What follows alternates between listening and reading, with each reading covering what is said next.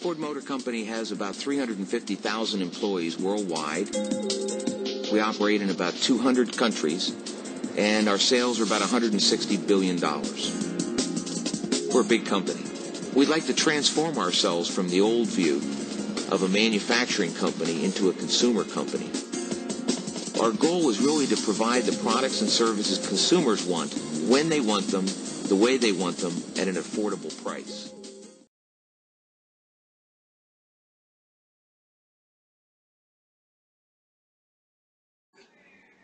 Hi, I'm Melissa. Hi, I'm Greg Hernandez. Hi, I'm Sean Lovis. Hi, I'm Balvina Ramirez.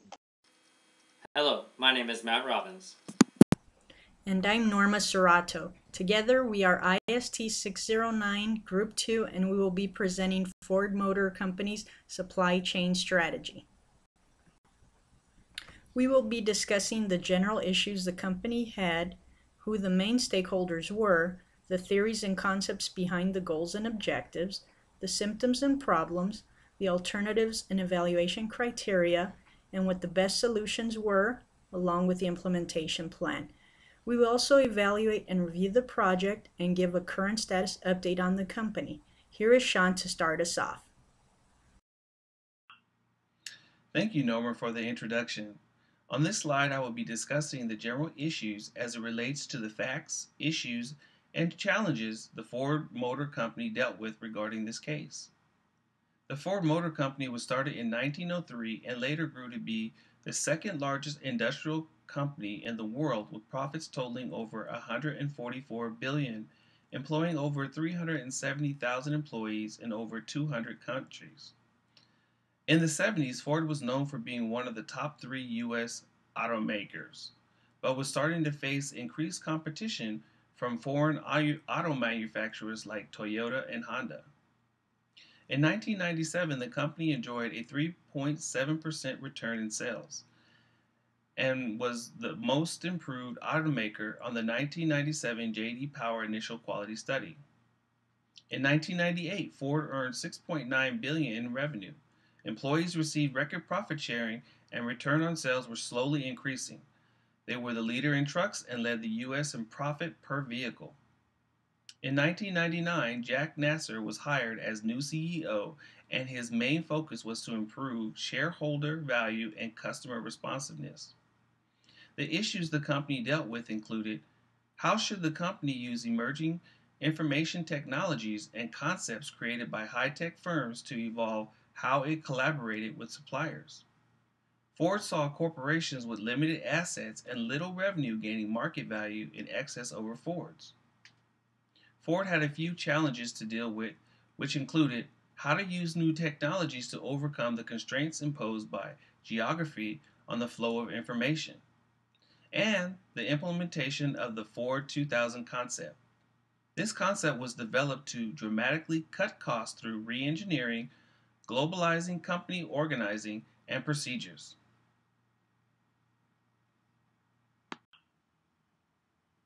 The main stakeholders in this case include internal stakeholders, which consist of the board of directors, executives, and employees. External stakeholders, which consist of suppliers, dealerships, customers, and logistics. The diagram depicted illustrates how the two need to work together in order for the company to run. Next, I would like to introduce Balvina, who will discuss theories and concepts in regards to this case. Thank you, Sean.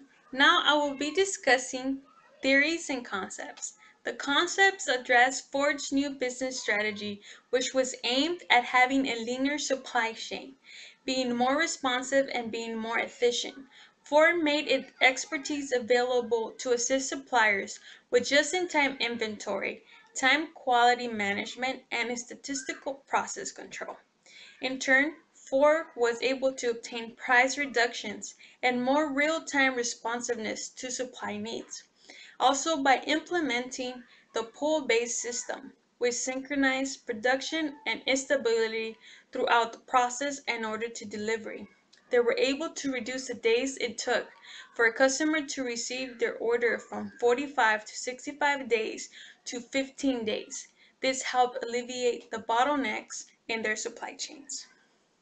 Capabilities are ample as Ford is the second largest industrial corporation in the world, with revenues of more than $144 billion and about 370,000 employees.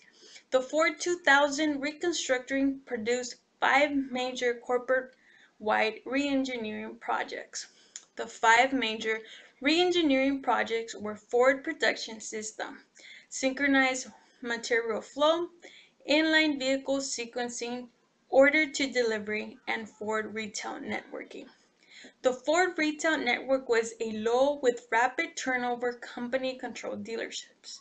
It gave Ford a competitive advantage over new publicly owned retail chains, such as AutoNation, as these new FRNs were competing against other dealerships and not with each other. These FRNs were customized according to the different Ford brands: Ford, Mercury, Lincoln, and Jaguar.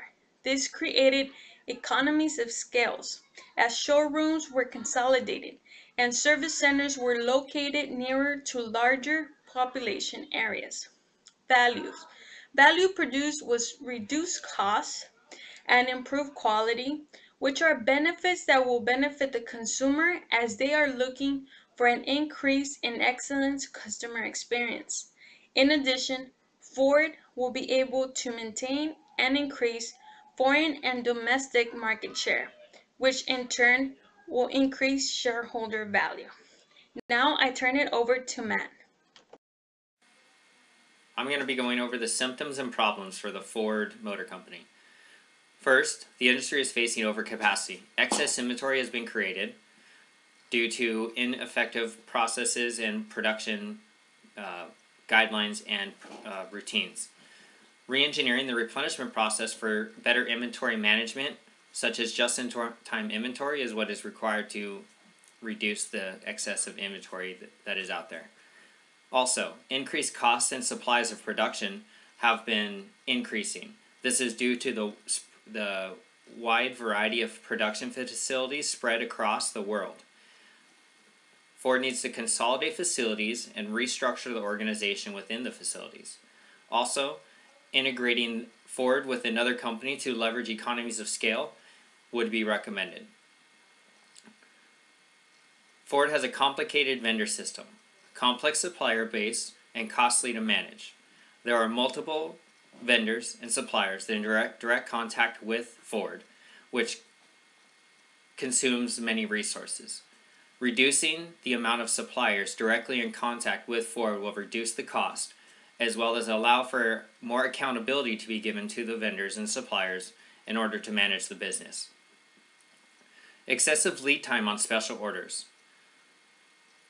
There is a 45 to 65 day window which it takes for a special order vehicle to be returned to the purchaser from a unique design that was selected.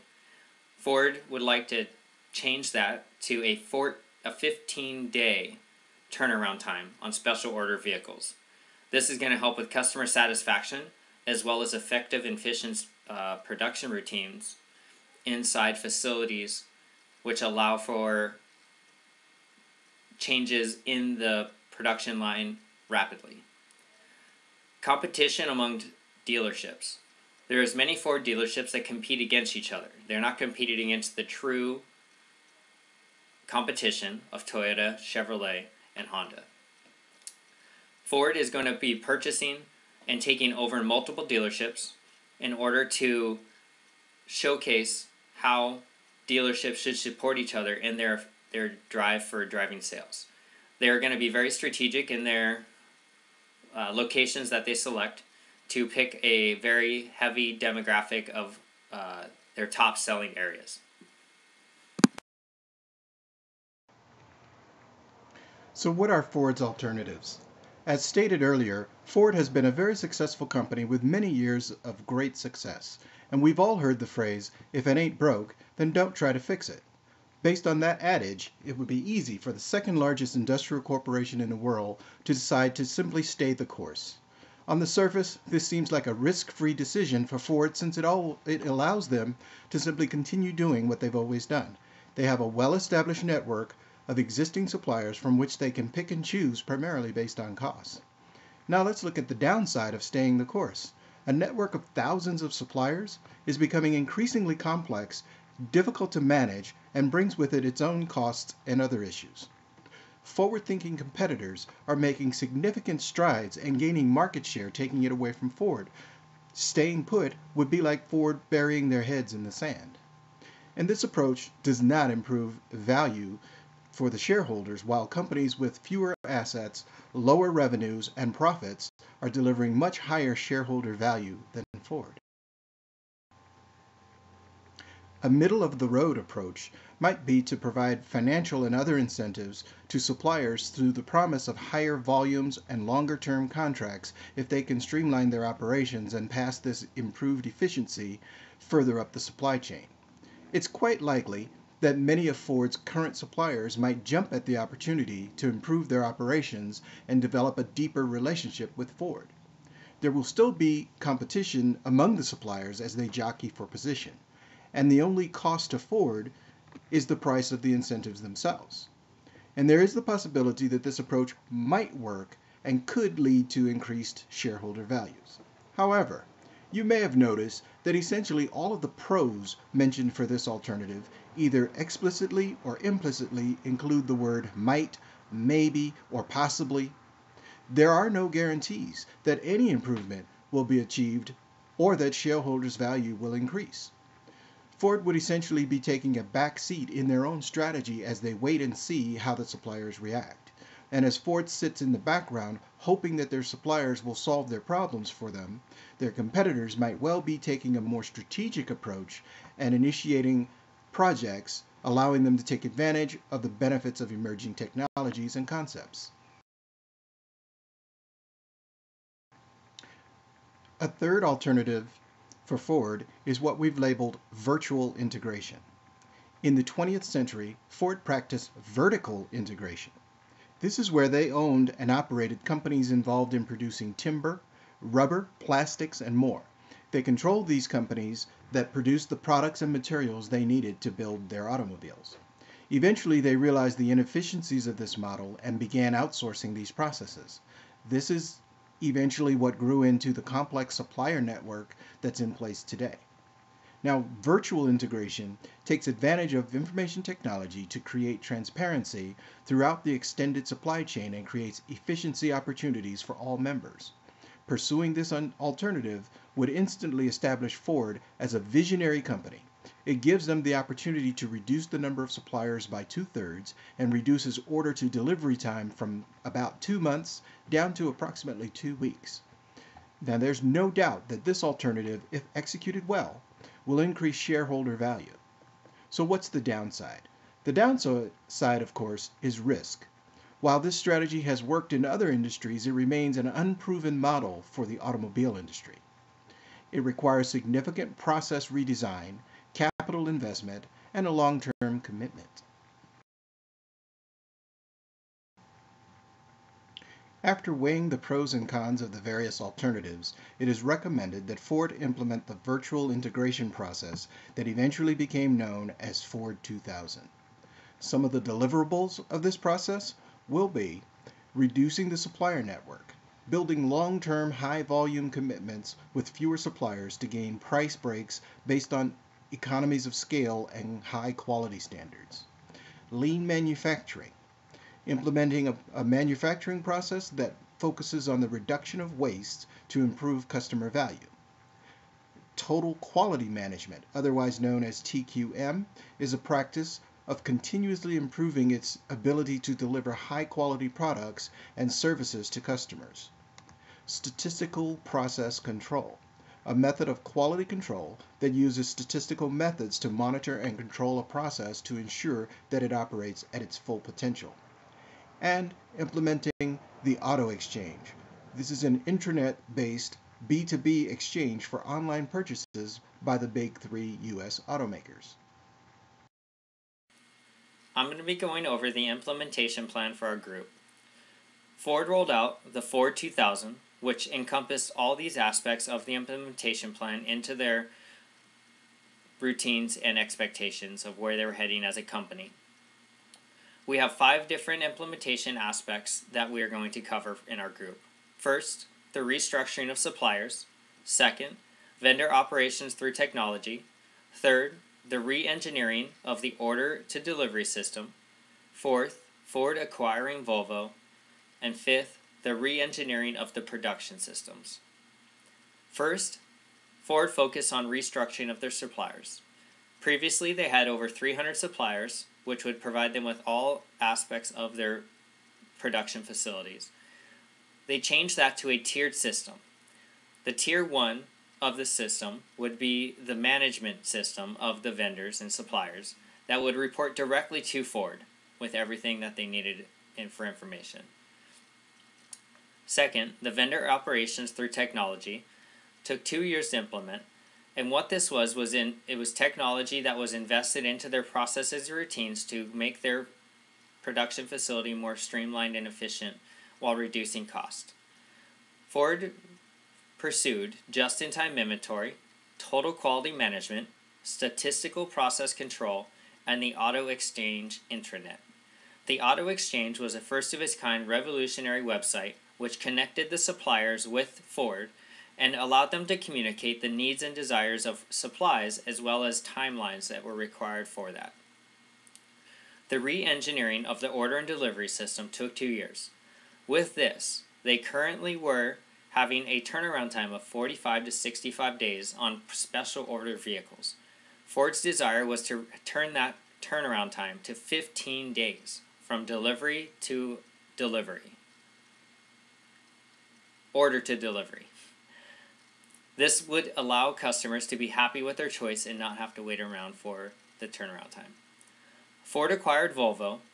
This acquisition was a strategic one in order for Ford to leverage economies of scale to reduce the cost of their supplies, as well as their production facilities.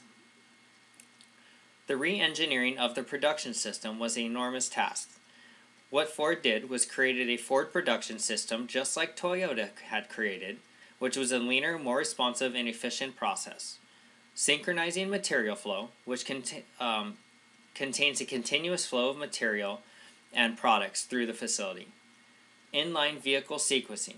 Computers would track progress of pieces of equipment and allow suppliers to see the progress and allow them to strategically align themselves with the delivery of their supplies in order to streamline the production process. And to reduce the buffer stock or the safety stock.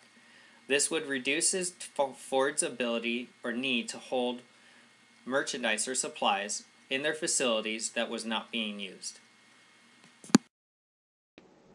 Thank you, Matt. Now I am going to review the case. First, in 1995, Ford embarked Ford 2000. This was known as Ford's Reconstructing Plan. The plan included merging its North American, European, and international automotive operations in a single global organization. Ford 2000 called for the dramatic cost reduction to be obtained by re-engineering and globalizing corporate organization and processes. Second, major re-engineering projects were initiated around important company processes. Ford's new global approach required that technology be employed to overcome the constraints usually imposed by geographic on information flow. IT was placed within the process re-engineering organization. In the supply chain area, there was general agreement that IT also could be deployed to dramatically enhance material flows and reduce inventories, substituting information for inventory.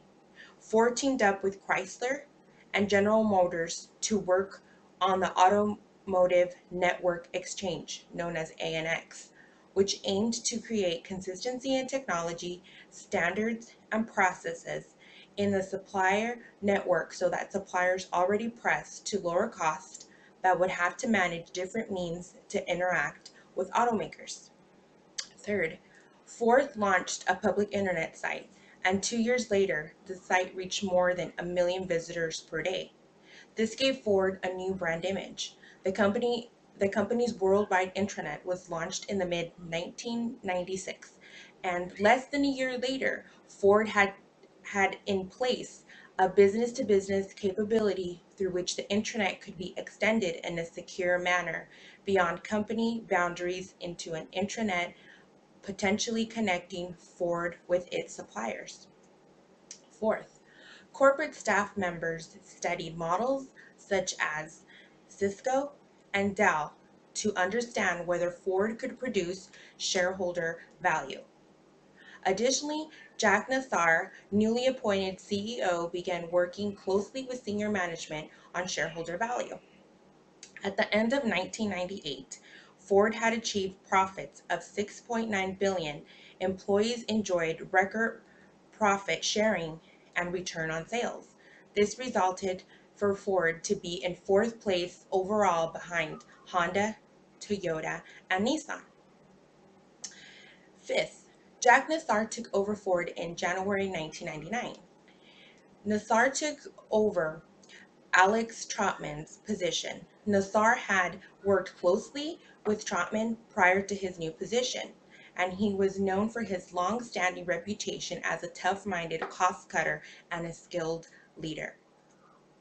Sixth, Ford Retail Network. On July 1st, 1998, Ford launched its first Ford Retail Network venture in Tulsa, Oklahoma, under the newly formed Ford Investment Enterprise Company known as Fiesco. Fiesco was formed to take advantage of the changing face of the retail vehicle distribution system in North America. Fiesco had two goals. They were to test bed for best practices in retail distribution and drive those practices throughout the dealer network. Second, to create an alternative distribution channel to compete with newly public-owned retail chains such as AutoNation. Now I'm going to turn it over to Norma. She will be discussing the current status of Ford today. Thank you, Melissa. Ellen Mullally has been CEO of Ford since the end of 2006. Mullally brought to the company his vision of One Ford. The idea behind this was to create cars that appealed to both the European and the American markets. This would help Ford streamline their operations by having less platforms or basic chassis designs to build their cars on. In 2007, they had 27 platforms they were using to manufacture cars, and they are now down to 14 platforms, which includes 5 global platforms. They are able to build multiple model cars from one single platform instead of having only one platform per model car. The ultimate goal is to have only 9 total platforms. This will make the company more efficient as each platform is able to make more cars. By having fewer platforms, Ford has successfully managed their inventory more efficiently. By using RFID, radio frequency identification, they have been able to reduce their just-in-time parts inventory and have been able to use the parts they get in within 2.5 hours. This has created value to all the stakeholders involved and was part of the reason Ford was in a better position than the other American car manufacturers were when the recession hit. Ford was the only U.S. automaker that did not receive bailout money. They were, however, able to borrow $5.9 billion from the U.S. government to develop smaller, greener vehicles, which in turn helped them with their hybrid technology. The company's One Ford, One Team, One Plan, One Goal has worked, as by year-end 2013, there has been 5 consecutive quarters of growth, enabling the company to see a pre-tax profit of $8.6 billion. This could not have been possible had Ford not implemented the Ford 2000 plan to virtually integrate their processes and become more efficient. Ford's operating margin in North America is 11%, which is nearly double that of rival GM. The strategic changes it made early on with their Ford 2000 concept enabled Ford to be more innovative than their rivals as it heads into 2015. Thank you for watching our presentation.